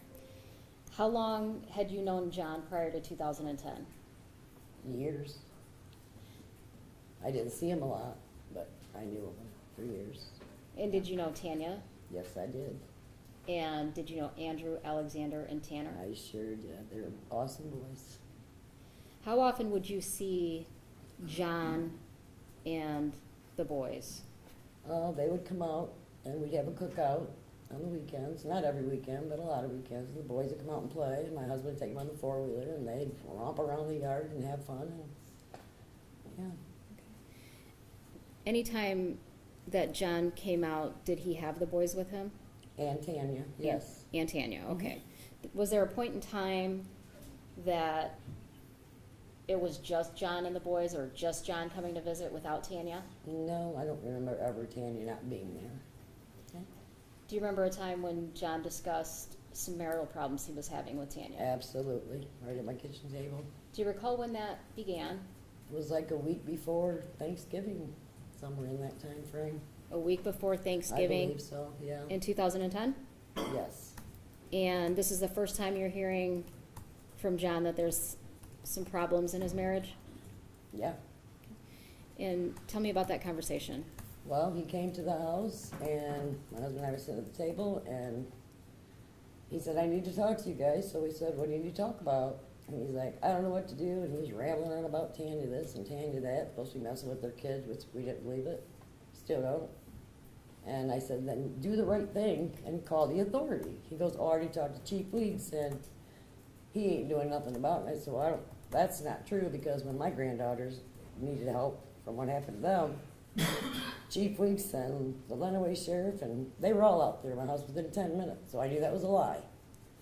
Did you tell him that you knew that he wasn't being truthful? Absolutely. What'd you tell him to do then? Tell the truth. What's going on, you know? And he said, I'm going to take matters into my own hands. And we said, don't do that. And he says, well, I'm gonna. And then he got mad at us, and out the door he went. And then I guess a week later is when I got a phone call from Chief Weeks asking if the boys was there. And I said, what boys? He goes, the Skelton boys. I said, no, I ain't seen them for a while. I go, why? He said, they're missing. I said, oh my God. Yeah. Prior to that conversation, you said it was at your dining room table, is that what? Yes. Prior to that conversation at your dining room table, when was the last time that you saw the boys? It was before that. I never seen them again after that. Okay. Do you know approximately? It was, I don't know, probably weeks, way before that happened. You think? Maybe months before I seen the boys. I mean, I'm not sure. So you're sitting at the table having this conversation. Do you recall who was all at the table? My husband, myself, and John. Anybody else? Nope. And he'd already said he quit his job, and we said that was stupid, because it was. Did he tell you of any intent to leave the state of Michigan? Nope, because he knew we were not happy when he took out the first time with the kids. So During we were this, the last ones to know about that. during the time that he's having the conversation with you at the dining room table, is he also expressing any feelings towards Tanya? Oh, that's all he talked about. He was like obsessed over her.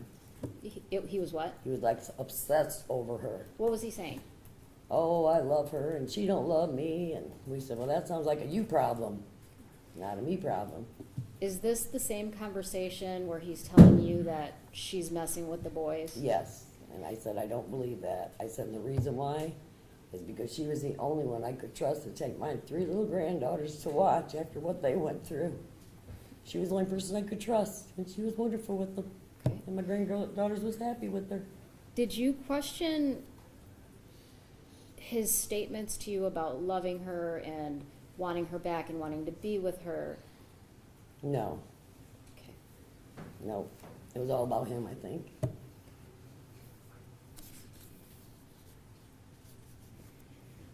Were there times when you did other things with John, such as hunting, fishing? Never. Bingo. I've never fished with him, and I've never hunted with him because I fish, but I don't hunt. So, no. Do you know if I've never invited him for a holiday dinner. Never. So, but I'm the type of person, if you come to my house and we're eating something, and if you're hungry, come on in, because we always got extra, no matter who you are. All right, we'll get to Thanksgiving Day. Okay? In a minute. So I'm going to briefly go back to the conversation at the dining room table. Okay? Is John saying that anything about custody of the boys at this time? No, he just said he was taking matters into his own hand, and we told him, you're being dumb. You need to call the authority, because they will be there. I know from experience. And, so. and then you said he got mad and left the Yep. house? He And wasn't there much longer, and out the door he went. We never heard back from him again. I'm gonna fast forward to Thanksgiving Day, 2010. Okay? Do you recall what you did on Thanksgiving Day? Made dinner, like I do every year. And I believe you already testified, I just wanna make sure I'm clear, you didn't have any plans for John to come over that Nope. Thanksgiving? Actually, I've never invited him for dinner my whole life. Okay. Never. So, guess I'm the mean aunt. I don't know. Do you know if anybody else, Lisa or Brian, had invited him over for Thanksgiving No, dinner? they did. Friday morning, November 26th, do you recall that day? I sure do, and I got the phone call from Chief Weeks. Tell me about it. I was early in the morning, and he called me to see if the boys was there, because he knew they'd come out and play. And I said, "What boys?" And he said, "The Skelton boys." I said, "No." I said, "Why?" He said, "Because they're missing." I said, "Oh my God." And a couple of days later, my husband, he had bad health, and he got put in the hospital. And he heard about it from laying in the hospital bed, so he released himself out of the hospital when they were searching, when my son had him searching for the boys around their property and everywhere. And that's how he heard about it, because I didn't tell him he was too sick. When you say on your property, were you searching on your property for the boys? No, I was trying to get my husband maintained after he took himself out of the hospital, but Okay. everybody was around searching. Okay. You know, behind us, the 80 acres that I don't own behind us and across the road. And I just said, "Look wherever you gotta look. I'll help in any way I can." I said that from day one, and I still will to this day. You said there's about 80 acres behind your house? Behind us, yes. Okay. And is that, what kind of landscape is that, terrain is that? It's kind of wet back in the one section, I guess. They call it a swamp area, but I don't ever go back there, so. I mean, some parts are nice. You can actually walk to the neighbors through the woods, but I don't go back there. And then there's also woods back there? Correct. Were you home at 6:45 to 7:30 a.m. Friday morning, the 26th? Yes. Okay. Do you recall anything about that morning? No, At the that only period? thing, my son said there was a bag on his porch, and I didn't even know anybody was there. Do you So- recall approximately when, so when you say your son, are you talking about Brian? Yes. Do you know when Brian came to you and indicated there was a? I don't remember exact bag? time. Okay. But Did he then I get- called the authority, and they came out to his house, and they collected the bag. And were you and there? opened it up. Were you I there? was standing out in the yard, yes. Okay, what do you recall the contents of that bag being? As soon as I opened it, I seen 3 little coats. Did you recognize the coats? I thought I did, but I wasn't 100% sure, but I only knew 3 little boys that had 3 little coats like that, and it was cold. Okay. What 3 little boys did it make you think of? Andrew, Alex, and Tanner. What else do you remember seeing in the bag? I thought I seen a couple toothbrushes in there, but I'm not positive, because I didn't like dig in the bag. Do you remember anything else? No, I didn't even want to look in there. Because when I found out the kids was missing, it broke my heart, because we love them boys. Prior to finding out they were missing, did that discovery of that bag concern you at all? Well, I didn't know nothing about it till all that happened, and it happened so fast. Okay, I so you mean, find, and I didn't even know he went to Lisa's, or if I didn't know. The kids found a container of Christmas stuff that was broke, and a sled, which I believe was Tanya's, and it's still hanging in my barn. And I kept telling them to take it to her. They never did. It's still hanging out there. I didn't do nothing with it because it wasn't mine. was that on the porch? No, that The was same on our morning? barn. Okay, so that Yeah. wasn't left Friday morning, that's something I completely don't know different. when it was left. I didn't even know it was out there. The kids Okay. are nosy, you know, they dig in Okay. everything when they're not supposed to be. And, hey, look, Grandma. I'm like, yeah. Okay. Do you remember a cardboard box being left on Brian's porch I don't remember a cardboard box. or left at Lisa's house? Yeah, when I talked to her and she said that John had left stuff at her house. So I called the police department again and I told them, you know, that she had this stuff. And I said, "Do you want me to bring it up?" And Lisa said, "Yeah." So I went to Lisa's, got it, took it up there, and there was stuff in the box. I think a few pictures, I don't remember, it's been so long. Okay. But I took it to the police department So, because I was trying to help in any way I could. So the police department came out to get the duffel bag. Yes. And then I later, took you the- learned that Lisa had some Yes, items that. yes, Okay, yes. and you took those to the, I delivered them to the Emergency Police Department. did you look, was it a box, a bag, what did you take? I just took a box. Do you with remember the what was in the box? Recorder, and I really don't remember what was in there. Do you remember if there I was? heard there was horrible pictures and stuff like that, but I didn't You look. didn't see for yourself, right? No. Okay.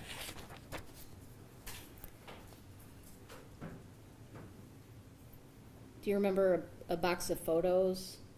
I remember pictures, yes. Okay, not necessarily in a box or anything. No, but I remember some pictures, yeah. Did you remember a box of recipe books? I can't remember I mean, I didn't search in the boxes. I was just trying to do whatever I could to help. After Friday, the 26th, did you have an opportunity to talk to John again? No, I never talked to him after that day he sat at my table. You didn't talk to him while he was lodged at the jail in Lucas County? Absolutely not. You didn't talk to him while he was in the hospital Nope. in Ohio? Okay. Nope. And you haven't talked to him since he's been in Lenawee? Nope, and I hope I never have to. Because he ruined my life, my kid's life, my grandkid's life, and we didn't do anything. It wasn't fair. Okay, Still live that. okay. Enough's enough. When you heard that the boys were missing on that Friday, did you contact any family in Florida to see if they had the boys? No, I did not. Because I didn't trust them with the family anyway. When you went to the Morenci Police Department to drop off those items, Mhm. can you tell me who went with you? I went by myself. Okay. I was alone. I called them first, and they knew I was coming up there. There was a ton of people in there.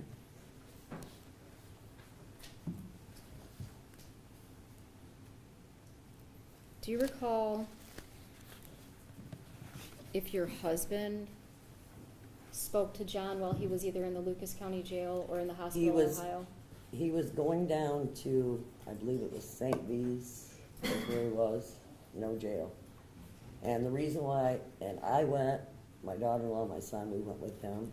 And the only reason why we went is because he kept telling them too, if you come down here, I'll tell you where the boys are. So we went, but my husband never got a chance to talk to him, because when we got there, everybody come in, and that was the end of that.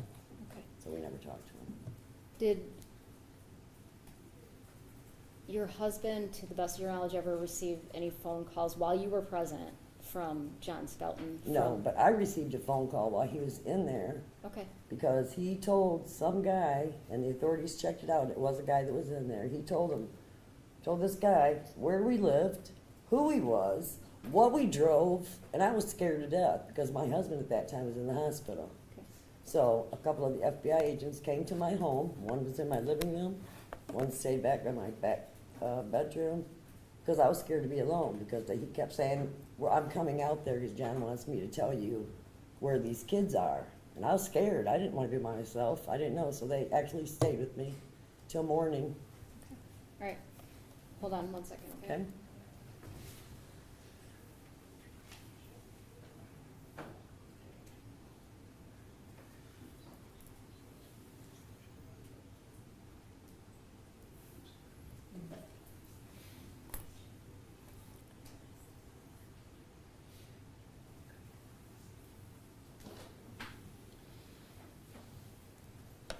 You discussed, or you testified that, about the discussion at the dining room table where John had talked to you about his concerns, and you told him to call Chief Weeks because I of just what said, your... call the authorities.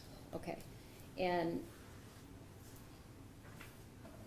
I believe you testified that something similar had happened in your family, so you kind of had experience with that. Is that correct? I don't want you to get into detail, just tell me if that was correct. Correct. My Okay. granddaughters.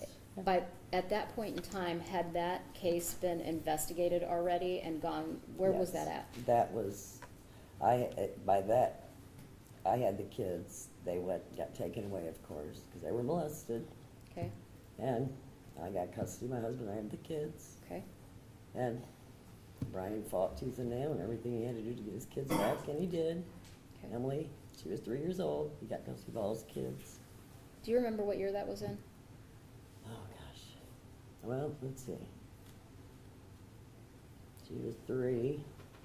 She's gonna be 23. Because her and Andrew was right there in age. I don't remember exactly what year. Okay. Did you relay that to John that He you were- knew, you- Tanya knew. I mean, they all knew, and they felt terrible about it. Who could do that to a child? I guess, let me clarify the question. Did you convey that to John, that you had reported this to the authorities and that they had investigated it and this was, had been taken care of? Absolutely, Okay. absolutely. I have nothing further. Thank you. Absolutely. Judge, we approach briefly.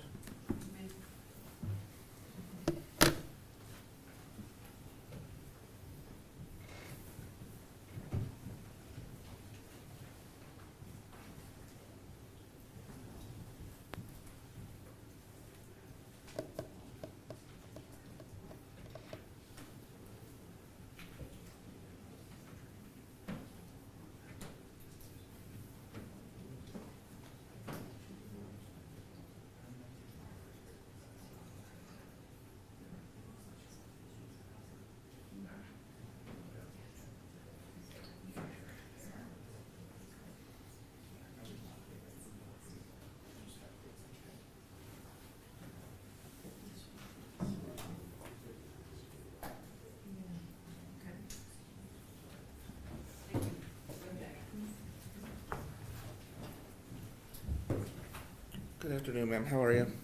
Okay. I'm not going to be very long. We just want to get a few points out. Can you tell us about the conversation? Was at the dining room table? Yes, I Okay. only have one dining room table.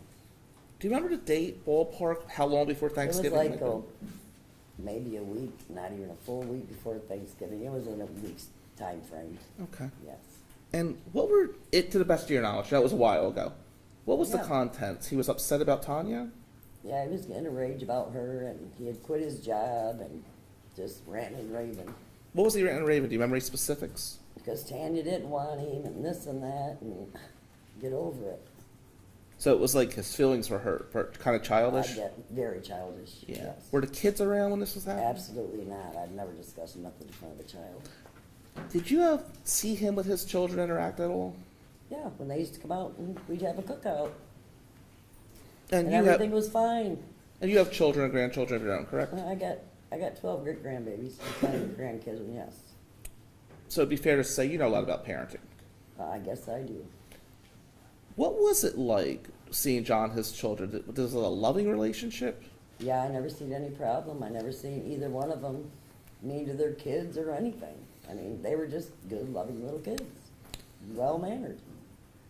And they loved coming out to our house to play, because they could get away with more stuff. Did the kids seem to love their father? Yeah, I think they loved everybody they met, because that's the kind of kids they were. And did John seem to love them? Yeah. You said you were upset the first time he took the kids to Florida, is that correct? Yes, I was. So how did it all come about? Can you explain that to me, how it even came to your attention? Well, I heard it through a couple people, that I seen it on the news, and I heard his sister was involved in it, which don't surprise me, and that's how I heard about it. Who is John's sister? Lucinda. And did you say you heard Lucinda was involved in taking the kids to Florida? No, I've always thought from day one. Well, yeah, she was involved in taking the kids. That was all said. Well, what did you think from day one? What do you mean by that, ma'am? That she helped John get the kids and go to Florida Okay. without Tanya's knowledge. And what made you think that? It was all over the news and everywhere About Lucinda? about him taking the kids. Okay, but where did the Lucinda commentary come from? Well, I didn't really talk to her much, because Okay. any word out of her mouth was a lie. Okay. So, Because you testified a second ago that you thought Lucinda was involved from day one, is that correct? yeah, I feel that till this day today. And I'll tell you why. Please. I feel this way about them. Because the one day, they thought they had a sighting of the boys, I believe in Prattsville, somewhere up there, off of Hudson, Michigan. And my husband and I was sitting there, and it came across the news that they thought they had a sighting of the boys. So I said, should we call your sister? And he goes, yeah, but put it on speaker, and don't tell her I'm sitting beside you. I want to know what she's got to say. So I called, put it on speaker, and I said, hey, and she goes, what's up? And I said, they think they got a spotting of your boys. And I think it was Pittsburgh. I might be mistaken, I have to look. And she's like, it ain't them. And right then I said, well, I don't want to use the word, but it starts with the B. They know more than what they're saying. And I felt that from day one. And I'll never change my feelings on that. And when, do you remember the time frame that was, the year or anything? Well, it wasn't too long when the boys were missing, everybody was searching for them.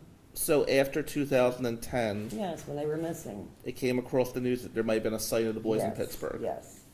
And if you look it up, you'll probably find it, and I'm right. Did you talk to, I'm not questioning you, man. Okay. I'm just trying to get a time frame. Okay.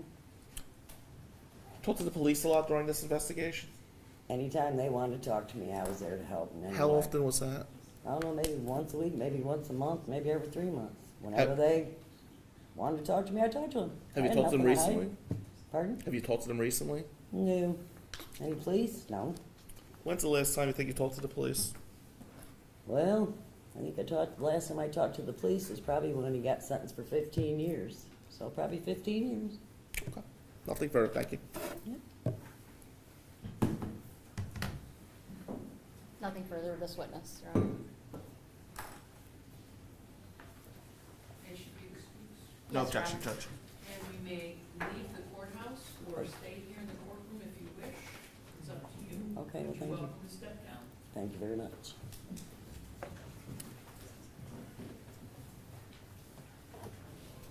You may call your next witness. Those are the two we had scheduled for today, Your Honor, that we talked about this morning. Okay.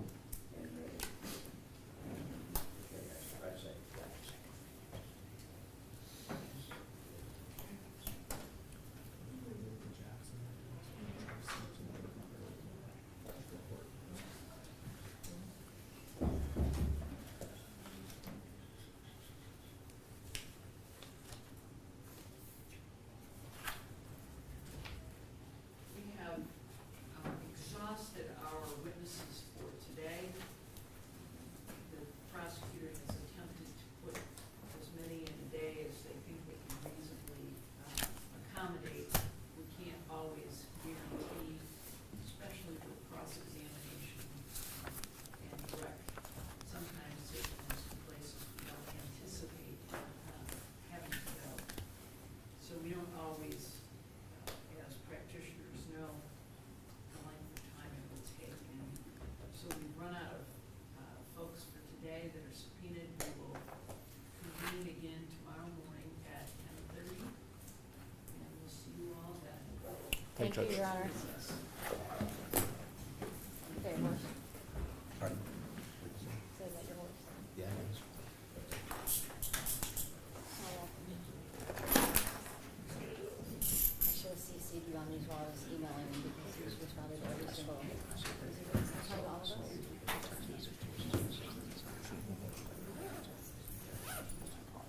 right. Let's talk.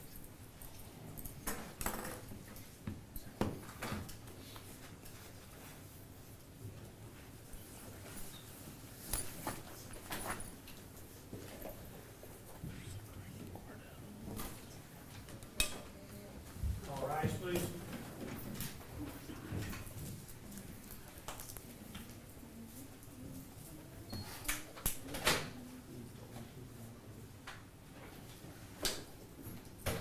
Thank you. See you guys in.